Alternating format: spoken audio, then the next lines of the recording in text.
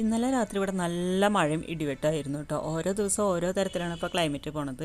എണീറ്റ് വന്ന് ആദ്യം നോക്കുന്നത് ഇപ്പോൾ ക്ലൈമറ്റാണ് കേട്ടോ. എന്നിട്ട് വേണം തനുവിന് സ്കൂളിൽ വിടണോ വേണ്ടേന്ന് തീരുമാനിക്കാനായിട്ട്. പിന്നെ കിച്ചണിൽ വന്നു ഏട്ടനുള്ള എന്നത്തെയും പോലെ ഒരു 4 ചപ്പാത്തി ഉണ്ടാക്കി.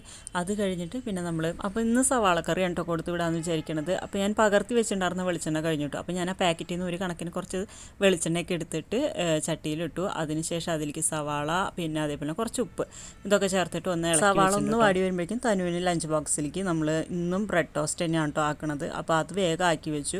അപ്പോഴത്തേനും സവാളയൊക്കെ ഒന്ന് വാടി. അപ്പോൾ അതിലെല്ലാ പൊടികളും ഇട്ടിട്ട് നല്ലപോലെ ഒന്ന് വഴറ്റിയെടുത്തു. പൊടികളുടെയൊക്കെ പച്ചമണം ഒന്ന് മാറി വന്നപ്പോൾ അതിലേക്ക് ഞാൻ കുറച്ച് വെള്ളം ഒഴിച്ച് കൊടുക്കുന്നുണ്ട്. എന്നിട്ട് എല്ലാം കൂടി ഒന്ന് ചെറുതായിട്ട് ഒരു ഗ്രേവി പോലെ ആവാനായിട്ട് വെള്ളം ഒഴിച്ച് കൊടുത്തിട്ടുണ്ട് കേട്ടോ. പിന്നെ ഞാൻ മുട്ടയൊന്ന് ചിക്കി പൊരിച്ചിട്ട് അതിലേക്ക് സവാളയുടെ ഗ്രേവിയും കൂടി ഇട്ട് കൊടുത്തു കേട്ടോ. അപ്പോൾ ഇതാണ് ഇന്ന് ഏട്ടന് ലഞ്ചിന് കൊടുത്തുകൊണ്ട് ചപ്പാത്തിയും ഈ ഒരു സവാളക്കറിയും. അത് കഴിഞ്ഞിട്ട് പിന്നെ തനുവിനെ സ്കൂളിൽ കൊണ്ടുവന്നാക്കാനായിട്ട് പോയി. ഇന്ന് തനുവിന് സ്കൂളിൽ പോകാനായിട്ട് മടിയൊന്നും ഉണ്ടായിരുന്നില്ല കേട്ടോ. പക്ഷേ ക്ലാസ്സിലെത്തി കഴിഞ്ഞപ്പോൾ ഞാൻ തിരിച്ചിങ്ങോട്ട് പോരാൻ പാടില്ല, അമ്മ അവിടെ ഇരിക്കണം എന്ന് പറഞ്ഞിട്ടുള്ള ചെറിയൊരു വാശിയൊക്കെ ഉണ്ടായിരുന്നു കേട്ടോ.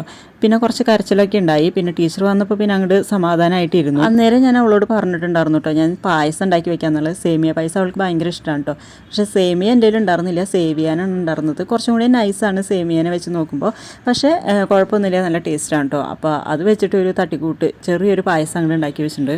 താനും ഭയങ്കര ഹാപ്പി ആയിട്ട് സ്കൂളിൽ പോണ ദിവസം നമുക്ക് ഭയങ്കര സമാധാനമാണ് കേട്ടോ. അല്ലാന്ന് വെച്ചാൽ അവൾ കരഞ്ഞിട്ടാണ് സ്കൂളിൽ ഇരിക്കണമെന്ന് വെച്ചാൽ ഭയങ്കര ഒരു മനസ്സമാധാനക്കേടായ. എത്രയും പെട്ടെന്ന് തന്നെ 12:30 ആയാൽ മതിയെന്ന് തോന്നും കേട്ടോ.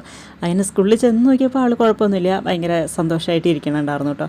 പിന്നെ തിരിച്ച് വരുമ്പോൾ പായസം ഉണ്ടാക്കി വെച്ചിട്ടുണ്ടെന്ന് പറഞ്ഞപ്പോൾ ഹാപ്പി ആയിട്ട് ഓടി വരുന്നുണ്ട്. അപ്പം അത്രേ ഉള്ളൂ കേട്ടോ. അപ്പോൾ ഓക്കെ, ബൈ.